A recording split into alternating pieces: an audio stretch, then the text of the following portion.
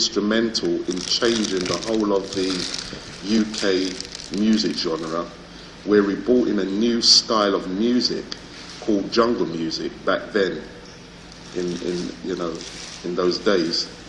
When Rank Records started, black people was hardly on TV, which, that's still the case. There's hardly a lot of black productions on TV, UK TV now, over the years. And also, Rank was instrumental in actually changing the face or the whole genre of the UK music industry. And I'm sure if a lot of you can remember, back in the 90s, 1994, we had a big hit record called Incredible by General Levy, and that was the one that broke the mold, and that really opened the doors for the UK music industry to actually, bring in more, should I say, black artists. And the big music companies, should I say, started to change their minds and said, well, look, there is a market here. So all that was part of my my grooming and learning about the industry on a professional level. And that went on for a few years till we actually ventured into films, movies, which I wanted to now create black Caribbean movies. And I went to Africa, in Uganda, and basically started a movement there called guerrilla filmmaking, and that lasted for about 3 or 4 years, which was developing that system. So I basically always had in mind to actually create a movie industry in the Caribbean, because there isn't anything. And even for Caribbean and Caribbean people listening, or who's been living in the UK and America and Canada, it doesn't matter, it's only a few movies now and again will come out of Jamaica. You can literally count them on one hand, the popular ones. Things like Harder They Come was the first one, then like Dancehall Queen, then Third World Cop. There's some other ones that, I wouldn't even say it was 10 good movies that actually come out of Jamaica, which is a shame, really. So that means the industry needs developing, and hence why Collywood was born. I then took that model to the Caribbean. I actually developed it over about 10 years, and then basically I then moved to the Caribbean permanently, which I'm now residing in, and started Collywood. And it's always been a problem with should I say, Caribbean and African distribution. We've got great talents out there, but nowhere to actually distribute it. There's nothing to distribute it. There's no big distribution machinery like, say, Hollywood, what Hollywood has got, what they've built up over the years. So that is another model that we've been looking at, to attach it to Collywood, which I'll go into a little bit later. And that was the thinking behind the creation of Collywood. Well, just to tell you a bit about the Collywood initiative, as I said before, it was a thought process that I had in mind for over quite a long time, but obviously, as you know, everything takes money, and as a community, we don't have the privilege of actually acquiring funding. Very rare Yes, certain people break through with funding and everything, but you know, your ideas are normally stifled by the time you get around to getting the proper funding. So, you know, I decided I had to develop a model that I can actually fund myself, and you know, through the music business, you know, it's actually helped me a lot, because obviously on that professional level, once you've had hit records, you're always getting money through. So I kind of used that, I utilised that whole system to set up Collywood.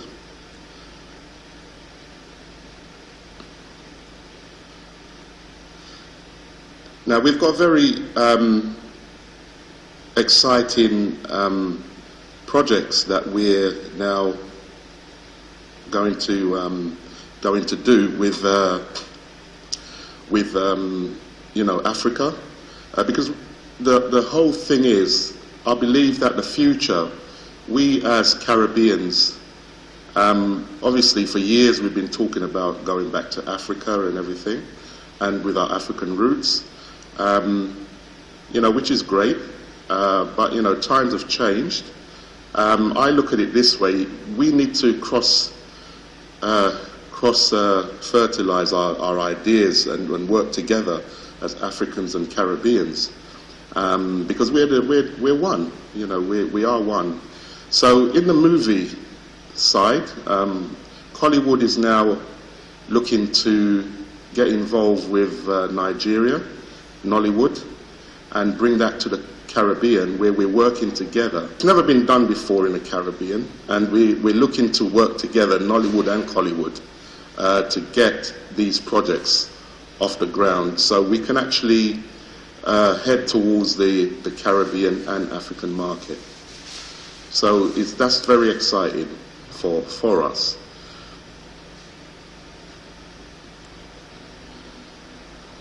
Now we've got a few projects lined up for this year, which we've just actually launched our global web portal, which is like the first Caribbean Netflix, and this has, you know, Caribbean and African movies. We know there's some organisations out there who's actually providing African movies. So, you know, I wanted to kind of come in with from a different angle, because I know the Caribbean movies are well needed, because I've been living in the UK for over 40 years, and I always wanted to see. I wanted to always see something that I can relate to from the Caribbean and Africa.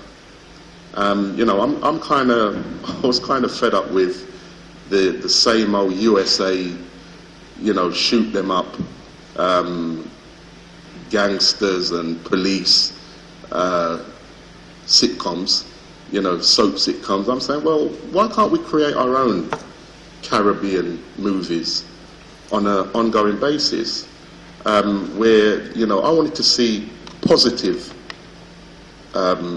storylines, you know, that can relate to me about life, you know, positive stuff, and seeing greenery, seeing the earth, and because that's where I'm from. I mean, I'm from a farming rural part in Jamaica, so, you know, which I'm sure a lot of the Caribbeans are, you know, they're from the same place. That's what they want to see, that's what they know. So, you know, that's where Collywood is coming from. And so the web portal has been launched, and basically we've got Caribbean movies on there where people can actually go onto the portal and pay a $5 subscription and see anything. You know, it's just ongoing. And as the platform actually develops and grows, we'll be putting more and more movies, Caribbean and African movies, on there, but it has to be of a certain quality that we're actually used to watching, because, you know, a lot of stuff has come out from the Caribbean over the past years, but it's not of good quality. But you know, this is what Collywood is aiming to do. Now, what Jamaica independence means to me is, you know, as a Jamaican, you know, to be honest with you, I kind of, you know, I love Jamaica. I think Jamaica is a great island. It's a world leader, you know, in talent. I look at Jamaica as a vibrant place, you know, with a lot of talent coming out of there. But, you know, as usual, we've got a situation where, you know, money doesn't flow in to support that talent. And all of us as Jamaicans have to be working hard to even get our feet onto the ladder. It's only when we've actually started to make money now we start to get the interest from the, should I say, the higher bodies or the ones who want to invest in you. Let's say, you know, Usain Bolt. Look at how he came through. You know, he had to work very, very hard, practice and, you know, train to get himself on a level. I mean, I remember Usain when he first started, nobody wanted to know him. The government didn't want to know him. But, you know, it's when he started to break through now, he started to get big sponsorship and everything. Then, you know, I don't think that's right, because there's a lot of talent out there just going to waste. So I'm hoping now with Collywood, we actually take people from nothing and give them that chance and give them that platform to actually showcase their talent and pay them. You know, and we're hoping that, you know, the rest of the Caribbean community will support what we're doing and providing good movies out of the Caribbean to Caribbean and African people. What makes me proud to be a Jamaican is, you know, my thinking as a Jamaican. I just think the right Jamaican thinking, we're pioneers, and that's what makes me proud to be a Jamaican. We've got that pioneering spirit, because throughout the hardship that we actually go through around the world, as a Jamaican, we still come out the other end. I don't know how we do it, but we just seem to survive wherever we go. It doesn't matter, even if we go to China or Russia, it doesn't make any difference. We will always find something that will, you know, build us and keep us going. So that's what makes me proud to be a Jamaican.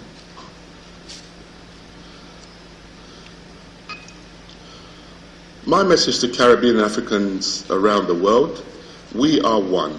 And it's just that obviously we've been led to believe that we are of separate entities, but we are one. And you know, I just enjoy being, I love to be working with our African counterparts. And you know, when you start to share ideas, even on this show, you know, with you, Tony, you know, we're one kindred spirit. So, you know, that's my message to Caribbeans and Africans around the world. Let's get together and create, because at the end of the day, there's been a tablet that's been set in stone with, you know, other communities to exploit us. We now have to start to adopt the Marcus Garvey thinking ideology in, you know, not just talk about it, but do it. You know, we're a great race. We are, you know, we've been struggling so long over the years. Even in the UK here, you know, we've been struggling, but we've come through the other end. We're still there. So imagine if we all get together and start to put our resources together, our talents together, and work together, we will now start to build a great nation. And that's what I believe. So, you know, it's been said that Caribbeans don't support each other, and you know, anything that we're doing, it just doesn't look 100%. But you know, that thinking, I don't really go with that thinking. I think if we give quality and service, good quality and service, and people want to buy into it, and people enjoy what you're doing, I think then we're on our way. So that's my message to Caribbean Africans around the world. Let's just get together and do it, man. Slowly coming to 23 minutes to 7 o'clock. My name is Tony. You're listening to Africa for You radio show, your number one radio show for Africans around the world.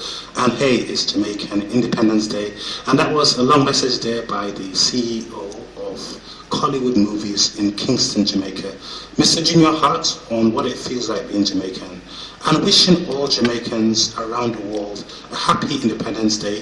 And as Mr. Hart said, it's all about Caribbeans and Africans working together to make the world a better place. And I just received a message also shortly by Mayna Uwino, based here in Reading, who sends out greetings and a great, happy independence to all Jamaicans around the world. And also greetings to Tanzanians in all the whole of Reading. So slowly coming to 22 minutes past 7 o'clock.